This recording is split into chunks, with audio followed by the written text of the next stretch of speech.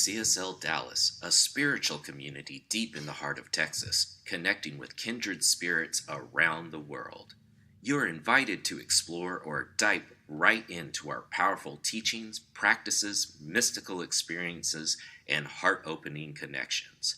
This month, we explore the journey of life as we grow ourselves, co-create with the universe, and experience joy while transforming the world one life at a time. We're so glad to have you here in community, whether in person or virtually. So let's get it started with some uplifting music with our fabulous band and CSLDallas music team.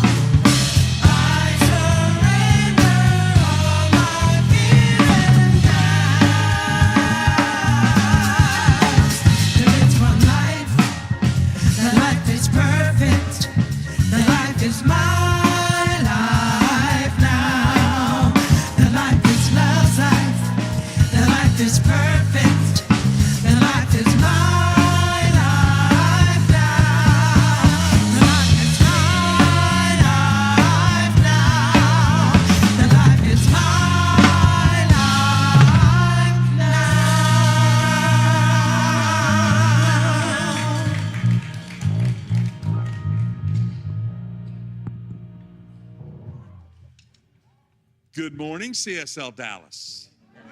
Good morning here on campus and good morning online. We're so glad that you're here with us. We love celebrating with you. I'm Joe Tinker. I'm going to be helping out as a platform assistant today. So we'll be informing you a little bit about the things that are coming up as you see that we do week to week. I'm also on the nominating corps. If you'd like to know what that means, well, catch me after the service or catch me anytime, and I'll tell you what that's all about. And I'll be happy to share with you about how leadership is selected and how that happens at CSL Dallas and how you are represented by those corps. I also have someone to help me today. There was some outreach that occurred from a young person who would like to see what it's like to experience being a platform assistant. And so I'm having an assistant platform assistant with me today. Please, I'm going to say, look at my spelling or my phonetics and make sure I get it right. I can say Iris Awagu. It's as easy as it can be. Iris Awagu. Iris has been on the platform. If you've heard Iris sing, hold up your hand. Make a noise. Yeah. Okay. So that was memorable, wasn't it? Yeah. Love to see and hear Iris on the platform as a musician. And now we're going to see and hear from her a little bit, just as the youthful human being that she is. Iris, how old are you? I'm 14 years old. 14 years old. And where do you go to school? I go to school at Grand Prairie Fine Arts Academy. Fine Arts Academy. And what are your main interests at the Fine Arts Academy? I participate in the choir there, and I've done musical theater and visual arts as well. Wonderful. We're glad to have you. Why don't you kick us off today? We'll start right up here at the top. Thank you. We have to begin, let's read our purpose statement together. We are radically inclusive, spiritually progressive, transforming lives. And so it is. Thank you, Iris. We have two great opportunities coming up for you to learn while connecting with the amazing people in our community. First, for those that are ready to go for a deeper dive, explore the power for good in the universe, the power for good and how to use it. This power is the power of your word and your consciousness in alignment with universal law. This will be an experiential course that teaches one of the most thrilling techniques that we use called spiritual mind treatment. Dive into this 6 weeks course. It's called The Power of Your Word. It's on Mondays, starts September 30th, online at 7 p.m. Find out about it on our website, CSLDallas.org. Now, for those of you who are relatively new to Science of Mind and CSL Dallas, this second course is the place to start. Have you ever wondered what spiritual principles are and how they make a difference in your life? Explore 10 universal spiritual principles that open up a whole new understanding of the spiritual nature of reality and the practices that unlock these principles for you to use each and every day.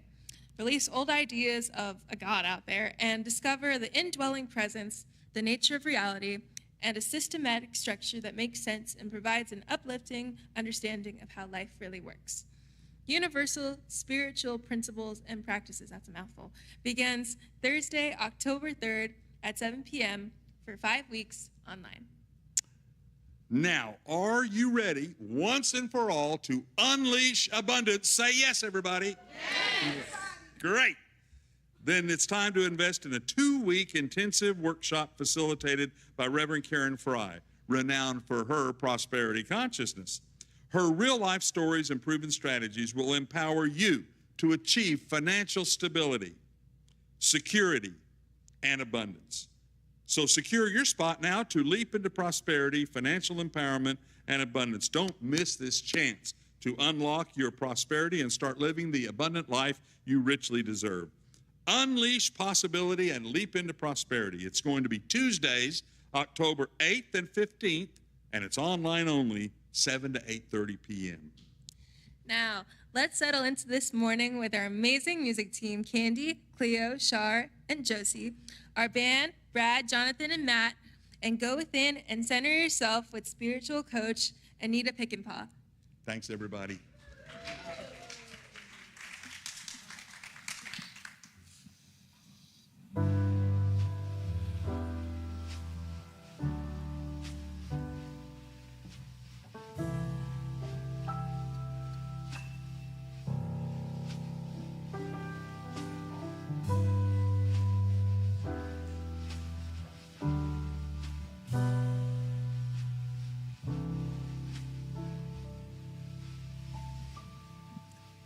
Every step is holy. Every breath is life. Every moment's precious when held up to the light. Every heart's connected, each the face of God. Grace has shown me. Every step is holy.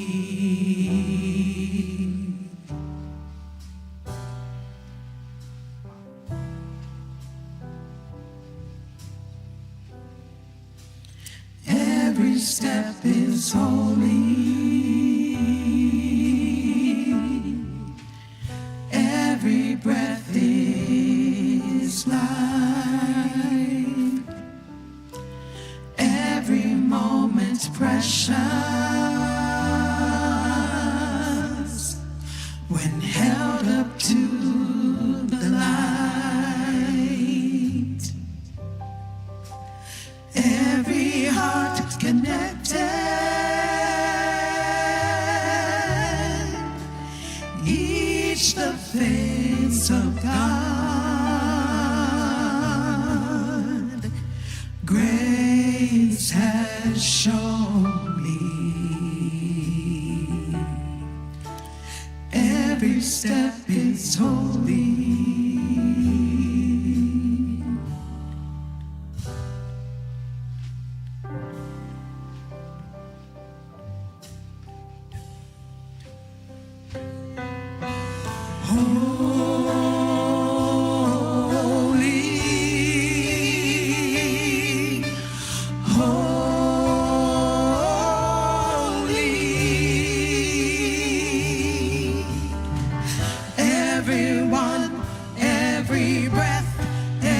Step is holy.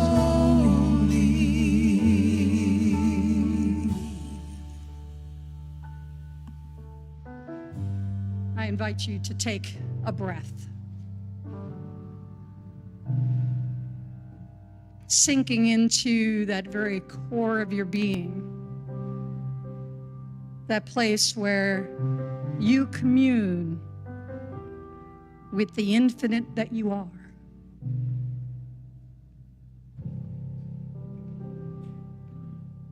For every step is holy. Every breath we take, we breathe in the very breath of the infinite. That breath is closer than our hands and our feet. For it fills us from the within so that it spills to the without. And it's from this place in which we live and move and have our being every single day, every waking moment. Every moment is precious.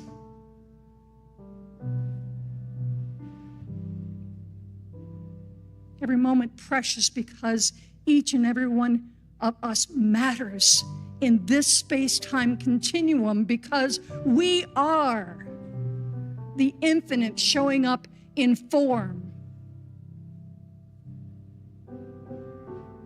So I invite you this day to remember who you are, the very face of God.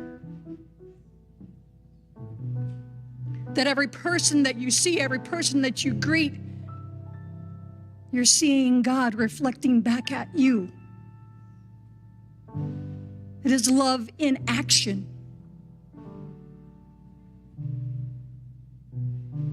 For every breath you take, every step you take, every precious moment,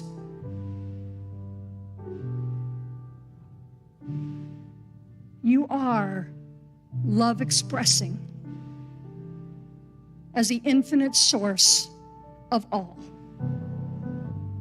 All united, all one, in perfect divine harmony, even in the multiplicity that we see. Once again, take a breath with me. Breathe in that preciousness of life that you are.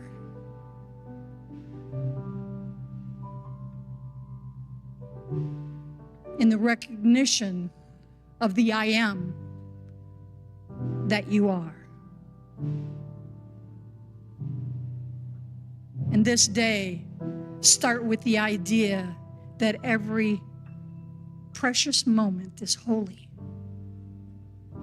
As we enter into the holy now,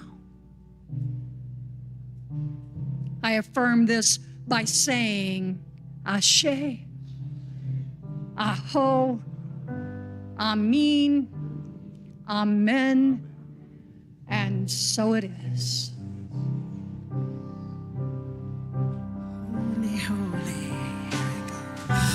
holy,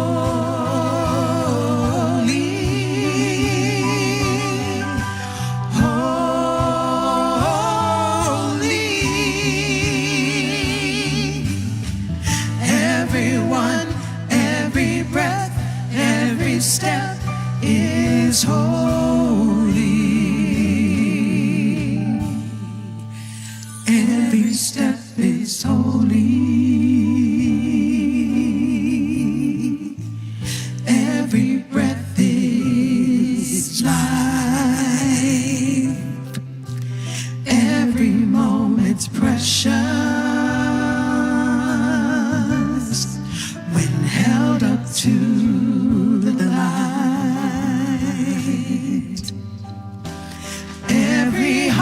connected, each the face of God. Grace has shown me every step is holy, every step is holy. Every step is holy, holy, holy, holy. Every step is holy. Every step is holy.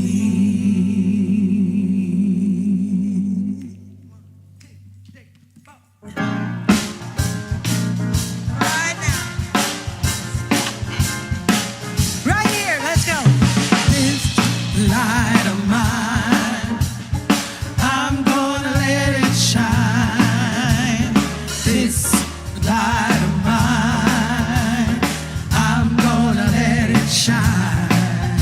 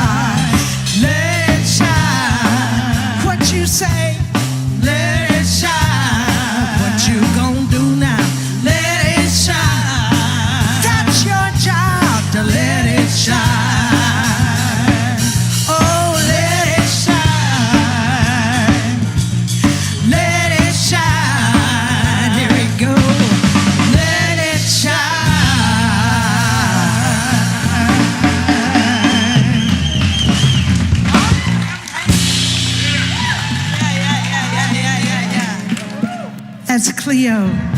There's Josie. There's Shar.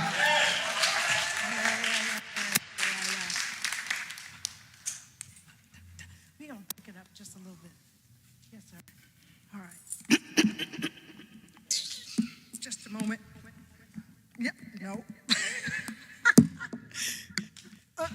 Two, three, four.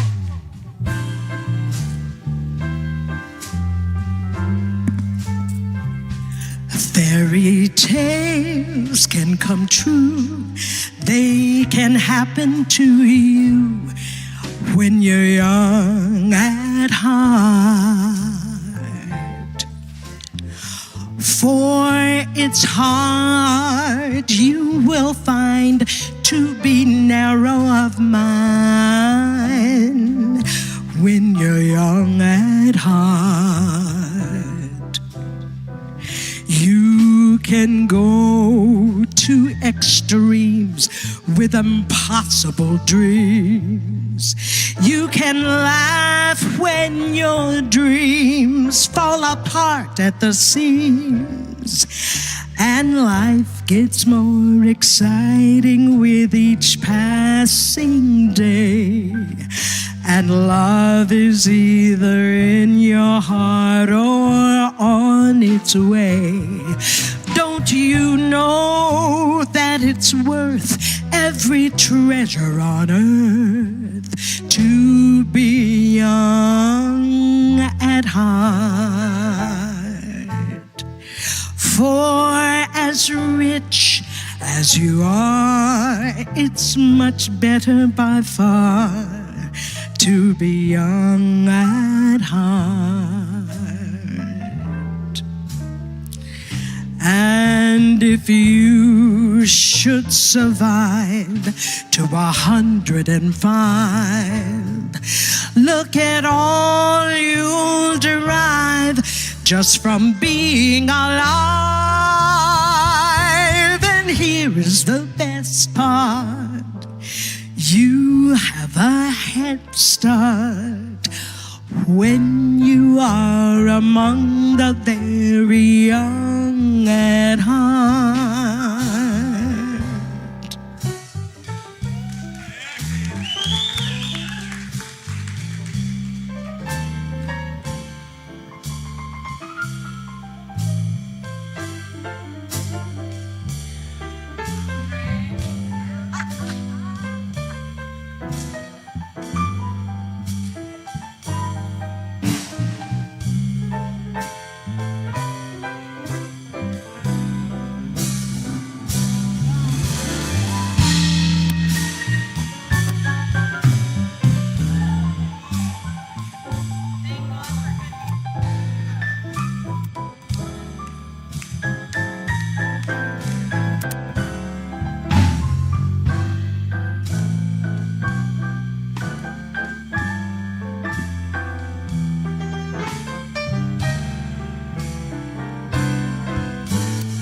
That's Brad.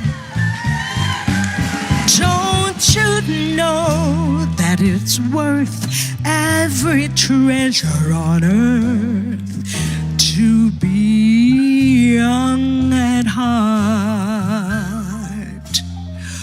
For as rich as you are, it's much better by far to be young at heart. And if you should survive to 105, look at all you'll derive just from being alive. And here is the best part. You have a head start when you are among the very young at heart.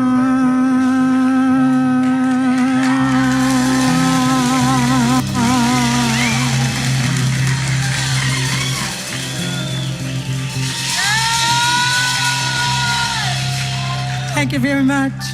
The band!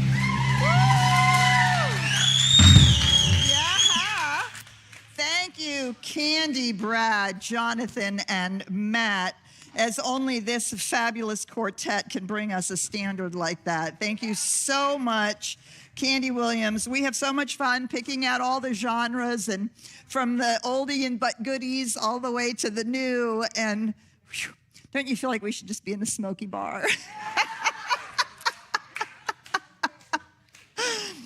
I love it so much. I love it so much. All right, so I know, it's right. And that is the perfect song as we are wrapping up our conversation about the journey of life. September has been all about the journey of life. And of course, what we know is attitude is everything, right? Attitude is everything. It's always surprising to me when somebody who's in their 30s say, oh, I got a pain in my knee, I got a pain in my hip, I must be getting old. I'm like, okay, you're a baby. You have not yet even reached middle age. What are you talking about? And yet, we hear it all the time, don't we?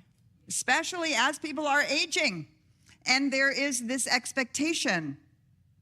I say no. I invite you to say no. This is not how it needs to be.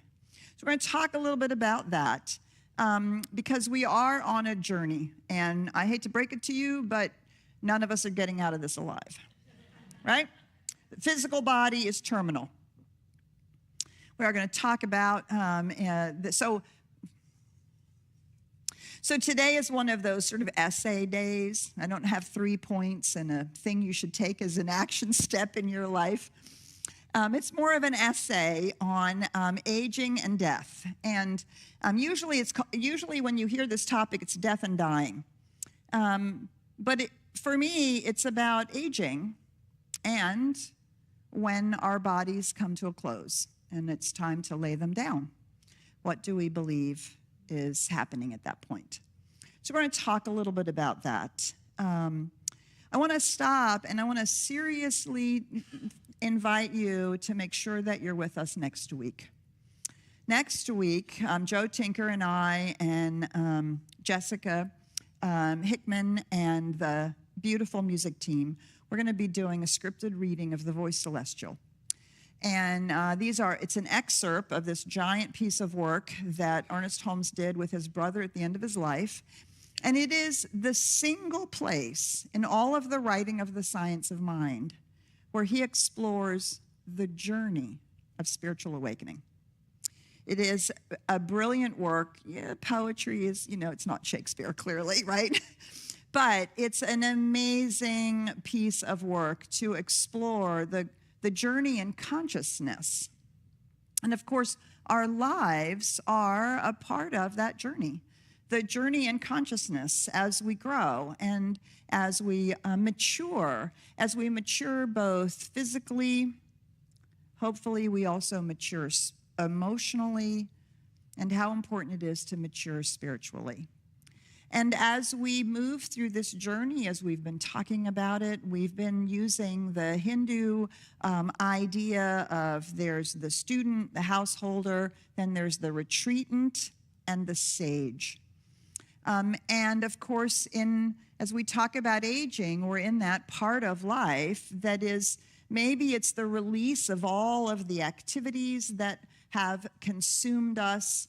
Maybe it's the letting go of career in a certain sense.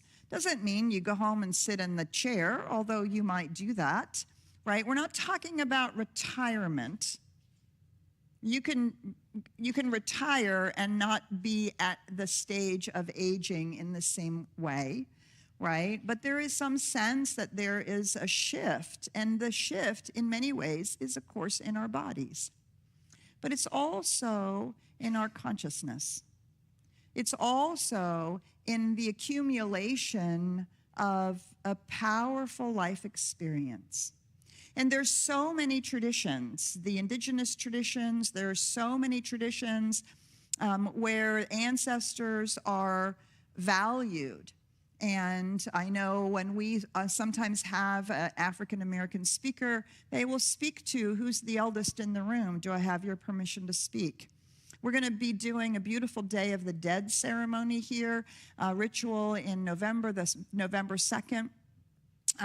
with Sammy, who comes from that tradition. And it's a whole opportunity to remember that there is wisdom in our ancestors.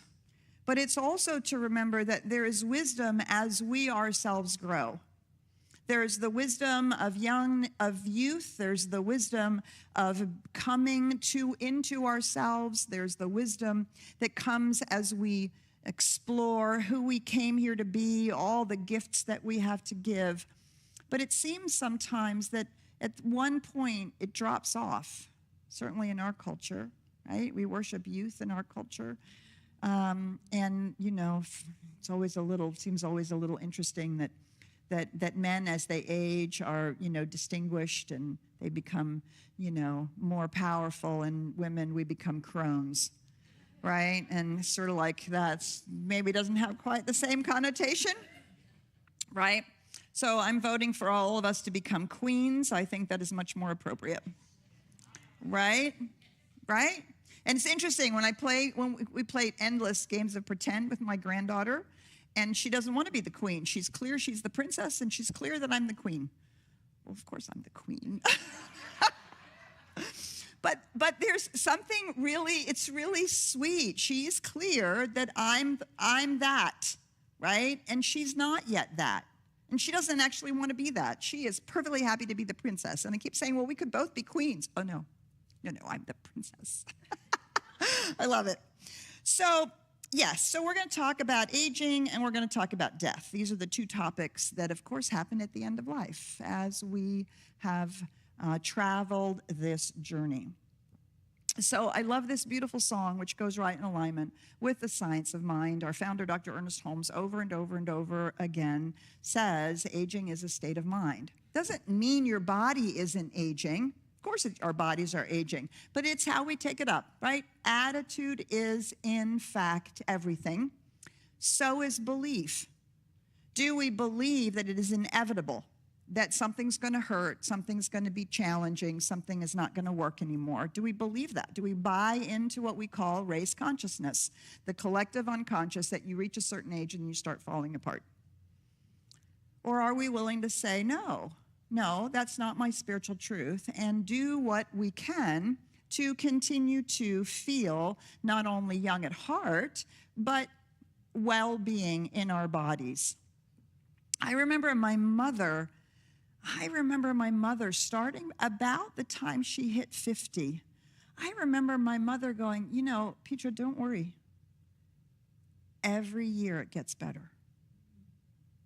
I remember on her 60th birthday, she said to me, every decade's better than the last one. Her 70th birthday was this amazing gift she gave to herself. She had all of her friends, including me, there.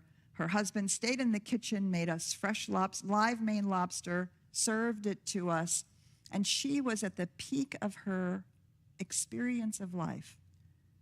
And she said, oh my God, it's true. It just keeps getting better. What a gift she gave to me by continually affirming that it does, in fact, not have to be a long, slow, steady climb downward, falling apart, getting worse and worse and worse somehow, right? That it just keeps getting better. And so I watched my mother age gracefully. So I have pictures of her in her 30s. She was required to look like a Vogue fashion model because my dad was a social climber, and she sold all of her own clothes. And I have some amazing photographs of my mom that are like, holy moly.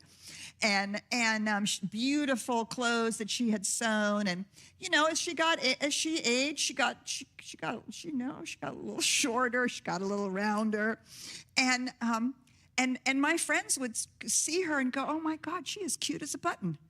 Because my mother never stopped matching. Ever. Her earrings matched, her scarf, which she wore because she got the little thing that she didn't want people to see, right?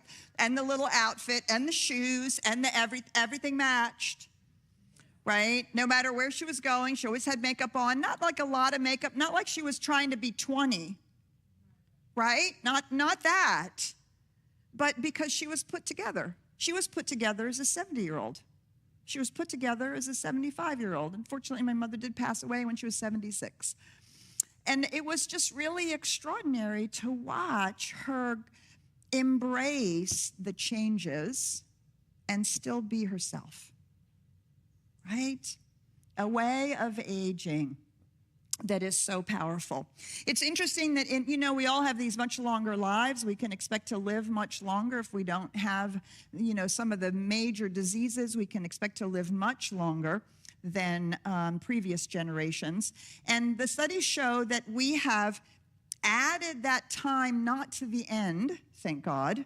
We've actually added it to the middle, which is why they say 60 is the new 40, 50 is the new 30, all that stuff, right? Is because, in fact, we have extended the middle.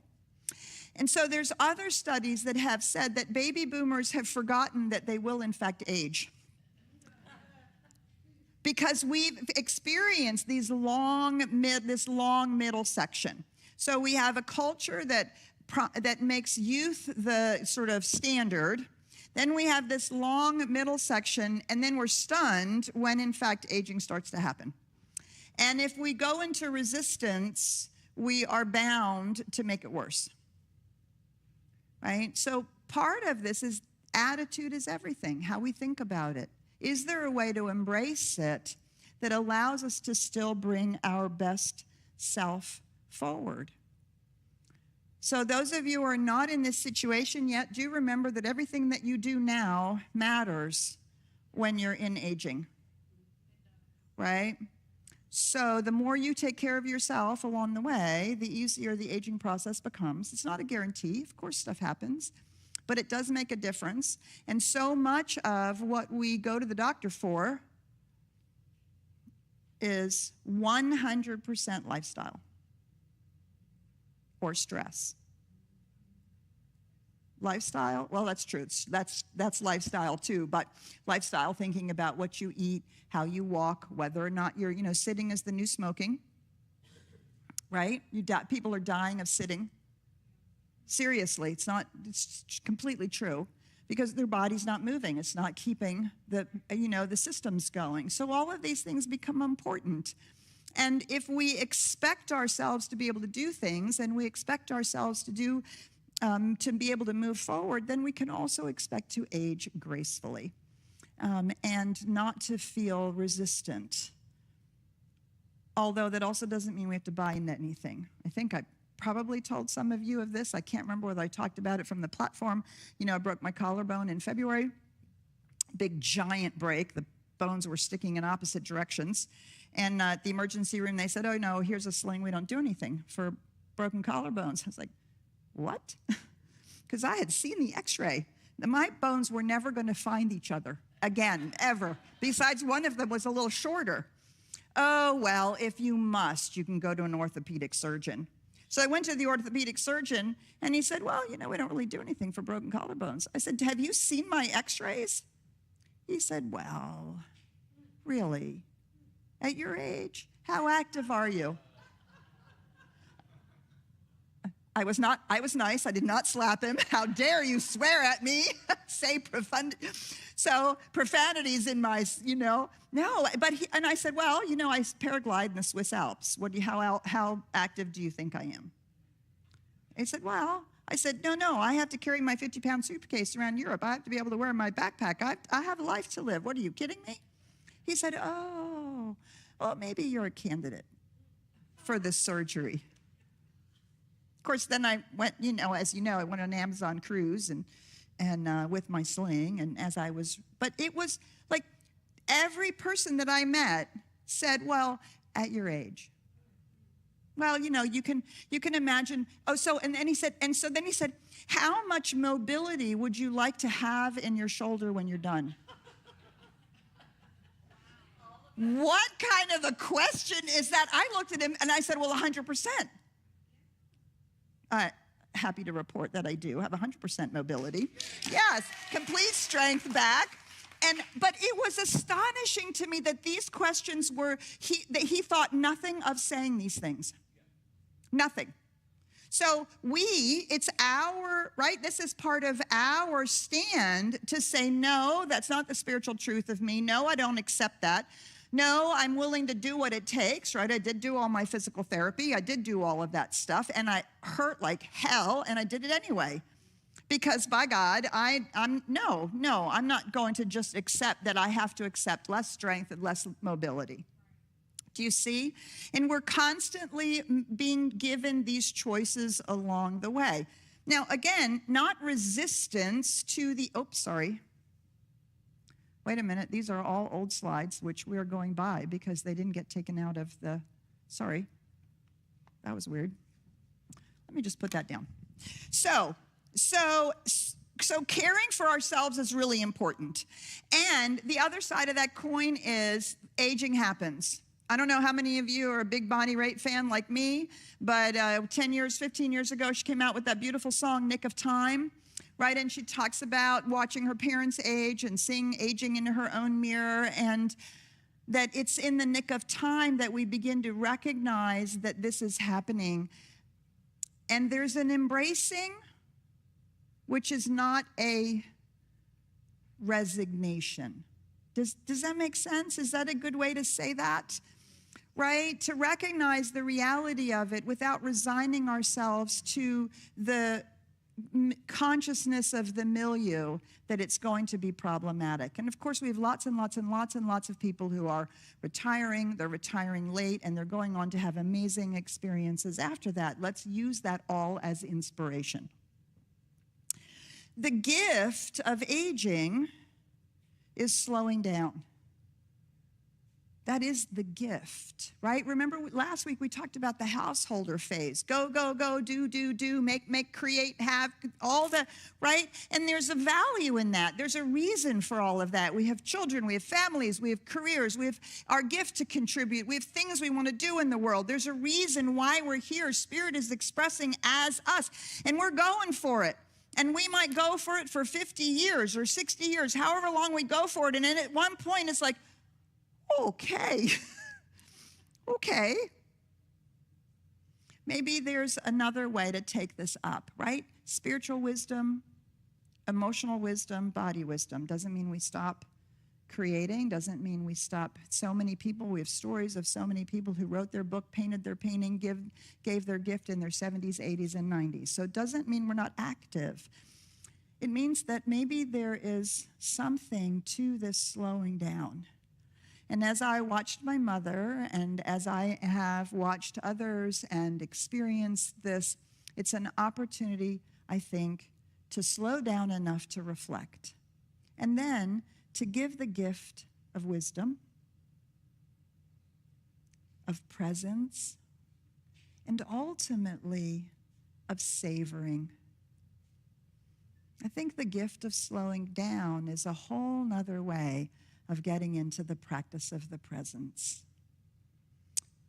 Being in that presence where we're really in this moment. Yes, we teach that now. We teach that in our meditation. We teach that how important it is to be present in the moment. And yet we're busy. There's lots going on. And so there's this opportunity to embrace slowing down, especially if we haven't embraced it through our lives. And that slowing down is the retreat piece of the Hindu understanding of life, the retreat piece, the stepping back, the reflecting, the opportunity to learn from what has gone before, the integration of our life, our spirituality, our experiences, the deepening of our soul. And that's not the end of the journey, right? The fourth phase in the journey is the return as the sage. So now, in this moment, is the time to embrace that we are wise, that we have experience, and there's a value in it. And if we're not yet in that place, if we're younger than that, let us recognize that that's true of those people who have reached aging before us.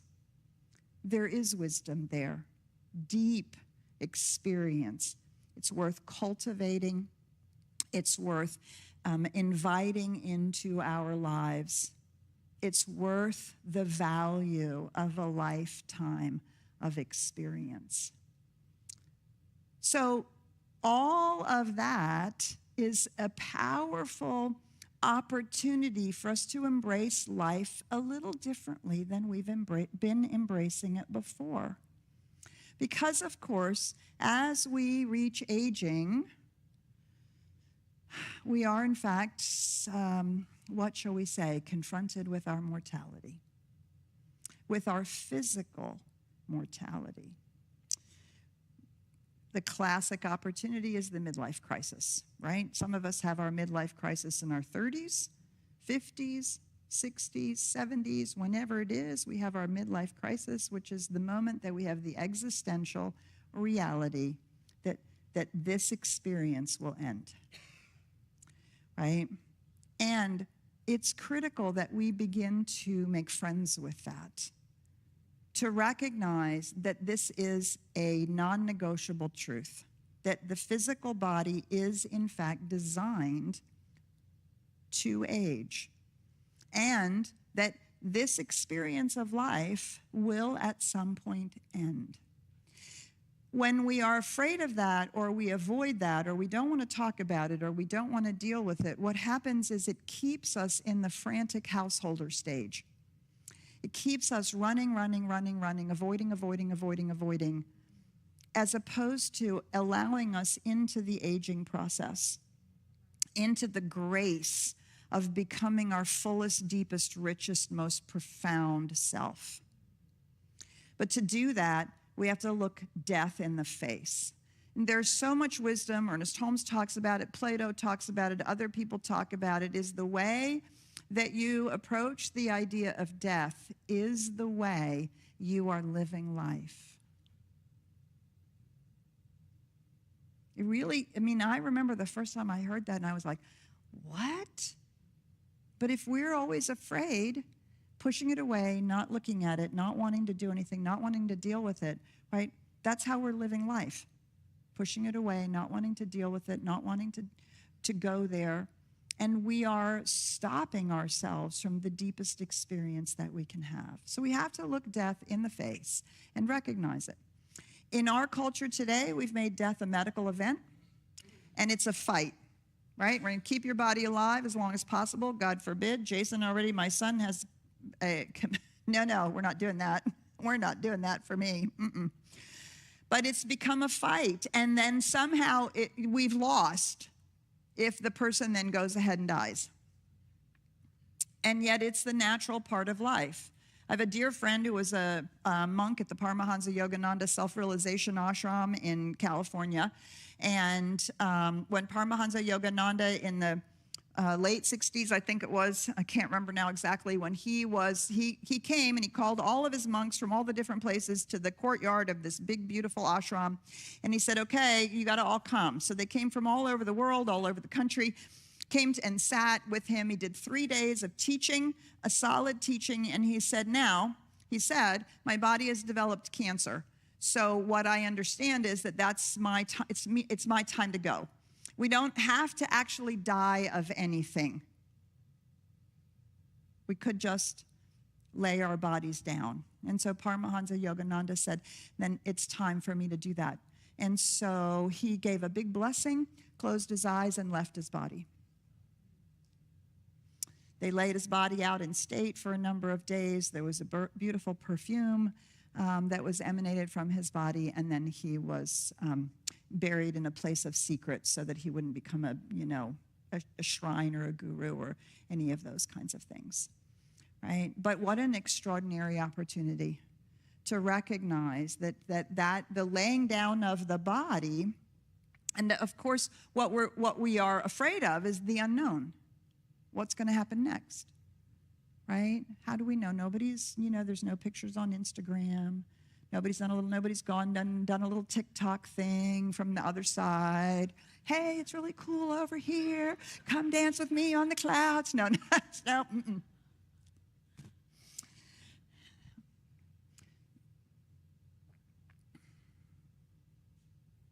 So I was in my 20s. Dear friend of mine, Bob, he and his girlfriend, played a lot of bridge together. And his mom went in the hospital, and she died on the operating room table. And when she was resuscitated, they finished the operation. She was, in fact, resuscitated. And she was back in her room, and Bob and his brothers were there. And when his mom came to after the operation, she was like, well, who are you? Well, we're your sons. And she said, no. My sons are in their teens. No, actually, we're your sons. She had lost 10 years of memory. Gone, just like that. And it was a moment of massive shock and heartbreak until she said, I stood in the light, and they said I could come back. And I realized that my message is love.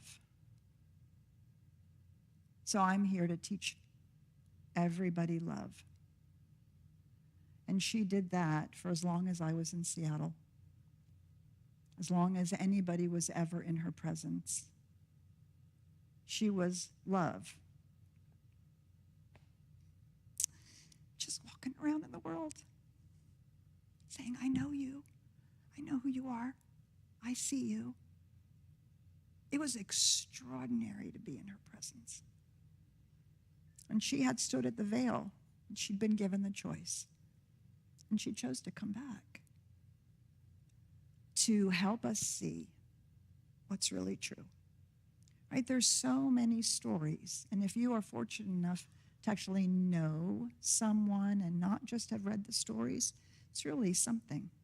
But the stories are equally as powerful to recognize that what we know beyond the shadow of a doubt, and we all have this intuition within us, what we know beyond the shadow of a doubt is if we live in an infinite universe, this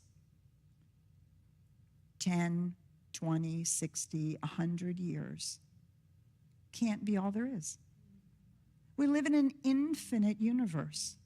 And if we're individualized expressions of an infinite universe, how is it possible that it would seek to express itself in a moment of self-awareness and then say, oh, that's enough, I don't need you anymore.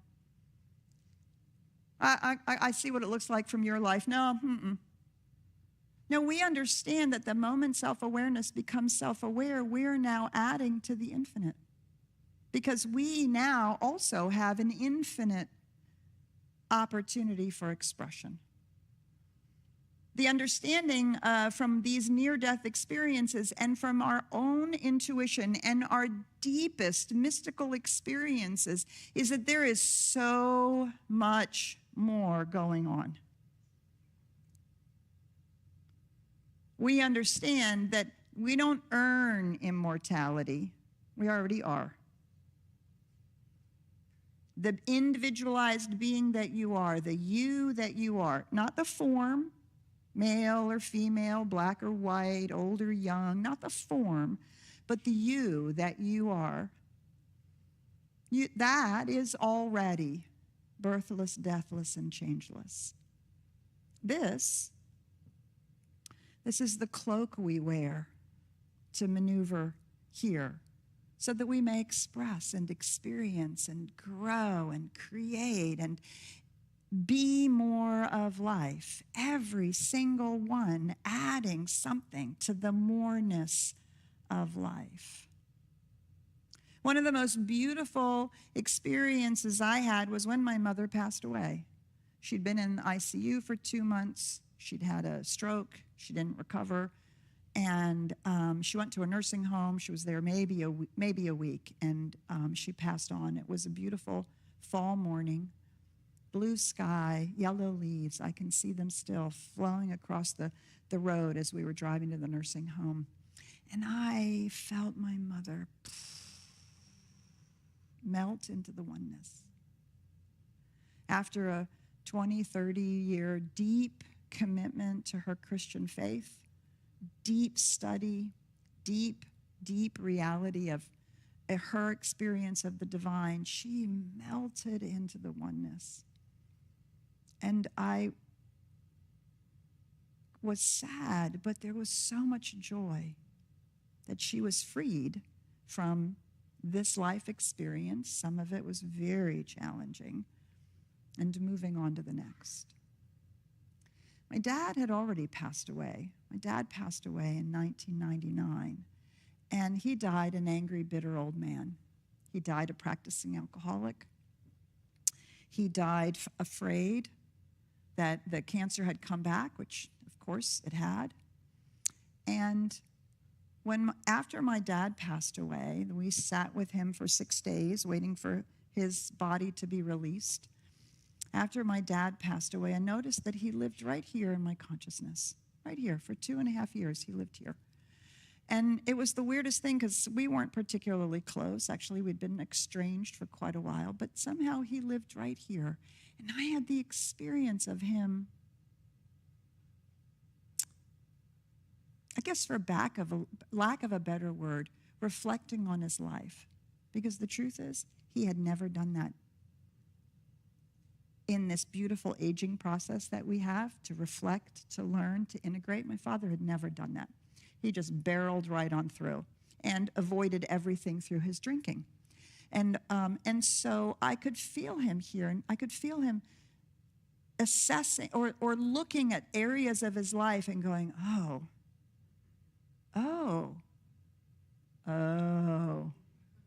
Literally, there were no words. I could just feel the sense of that. And he did that for about 2.5 years in my time frame. Could have been 5 minutes for his. I have no idea. Could have been, I have no idea. And then I realized one day, he had moved on. Whatever that was, whatever that self-assessment was, whatever that was finished. And all of these moments have helped me not just believe, but experience that we are before we were born and we will be after we die. When our children come in, clearly you do see that they are themselves, right? The whole idea that there was a tabula rasa, that, they come in as nothing and we shape them. No. We all come in as someone and we leave as someone. And we're still someone. And when we can see that, we can recognize that death is simply the releasing of the body. And I love the analogy that when we think of death, we could, in fact, actually think of it as just another birth. Remember that when we were born, our mothers pushed us out, and we did not want to come, right? We did not want, it was like warm and toasty in there. You want me to do what? Oh, no, right? And she had to work hard. And then what happened, we got out and was like, wait, it's cold and there's lights. And if you are a little older, you probably got a little slap so that you would cry. It's like, wait, this is not so very inviting. And then you're wrapped and swaddled and hopefully put into the arms of parents that wanted you and loved you. And life began. Whether we had those parents or not, we deserved them and we should have had them. What if death were no different? What if it's a birth canal? What if, as we age and we come close to those moments of death, what if we can midwife each other and ourselves through the passage? The Tibetan Book of the Dead does exactly that. And there are other teachings of crossing the veil. With our pets, we talk about the rainbow bridge, right? All lovely, they help us feel better in our hearts, but there is deep truth and wisdom. And that if we can recognize that death is simply the birth into whatever the next experience is, whether like Plato, it's an opportunity of assessment, whether it's reincarnation, whether it's going on to something next, whether it's whatever it is, there's so much within our soul that already knows this. Trust that. Trust that. And trust each time that you've seen a dead body, you recognize, oh, that person isn't there anymore. they're not. They've laid the vehicle down, the clothes down, and gone on. And so again, not a wish for, not a hurry toward, but an embracing, a recognition that it is inevitable. And when we can look it in the face and say, when my time is ready, it's my time, I will be birthed into something new. When we can embrace that, we give ourselves the gift of this life.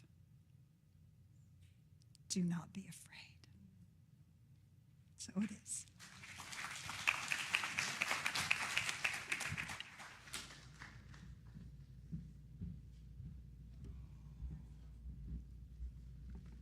Thank you so much, Dr. Petra. Let me ask our greeters to come forward with our offering baskets. This is the time of the celebration when we get the opportunity to support the teachings and everything that comes with our experience here at CSL Dallas, a center for spiritual living and dying, apparently. Today, anyway. Words of wisdom, certainly well taken to heart. Thank you, Dr. Petra. So as we begin to contemplate making our gifts today, let's say our abundance affirmation together. Here we go. I am guided and inspired by the living Spirit. Everything that I do is a success. I always have enough abundance. There is a continuous movement of supply and money towards CSL Dallas and our community to become a prosperous, successful spiritual center as we begin this new chapter of unfolding good, and so it is. Thank you. There are many ways to give. Well, you can put something in the basket that's being passed around. That's very popular. There's also text giving. There's PayPal and auto tithing. Please, if you can, save CSL Dallas a credit card fee and put a check or cash in the mail. That works as well. Pick the one that works best for you. All right, Iris. Voting is an important responsibility. Voter registration is super important, and we are here to help you. Erin Lorraine, deputized voter registrar, is available today after the Sunday celebration to help you get registered. If you moved or if you've never registered, now is the time to do it. And something important, you can check if you're registered to vote and also get a voter registration form online. But even if you hit submit, it won't register you. You must print out the form and mail it in or bring it the next 2 Sundays, and Erin will handle it for you. Just this Sunday. This Sunday. Or just let Erin help you get registered. Don't let your vote go unused, be overlooked, or discounted.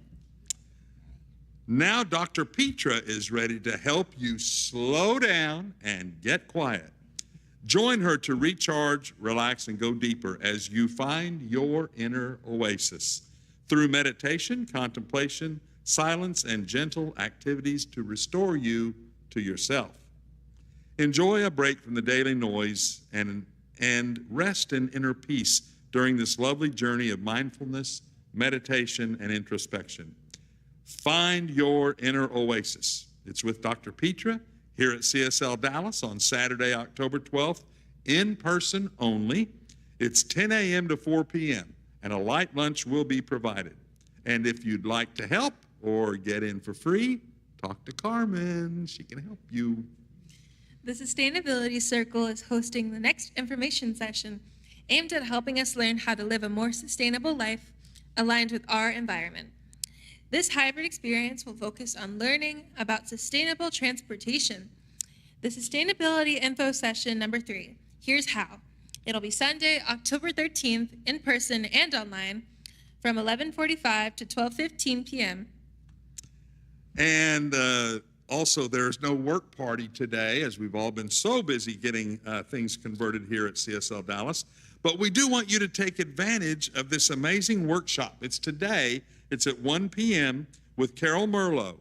Get unstuck and move forward with this proven FIRE formula, F-I-R-E.